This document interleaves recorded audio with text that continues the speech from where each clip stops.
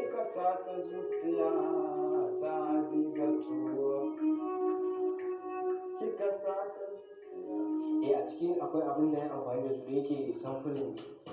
ba wai har haka sai batir ne ya amfani da shi ba, amma kuma batir kayan samfurin ne a ciki, sai kuma wannan akwai kamar su contact, akwai su expand, akwai common spare da su ne amfani wurin yin aiki. Kamar yadda kika faɗa ne, kamar yadda na ce gaya miki cewa dalilin da ya sa ne wannan waka ina zaune gaskiya kamar yadda nake da ra'ayin waka sunaye. So za ki ga sunayen da na lissafa miki sunaye ne masu daraja, ko daga nan in na ɗauko waɗannan sunayen da musu waƙoƙi, so hakan ma zai alamta cewa na yi waƙoƙin ne akan sunaye masu girma. So ita kuma Hadizatu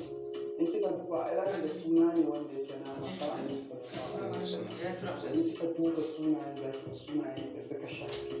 manyan sunaye, sannan kuma a zamanance ne kuma sai na rera musu waƙoƙi a matsayin kamar waƙoƙin soyayya yadda mutane za su dinga saurara da su, inda dole zaki ji wani ma zai ɗau waƙar ta zama abin jinsa saboda ko yana da mata Khadija, ko yana da ƴa Khadija, ko kuma yana da wani dai wanda yake so Khadija, to a haka sai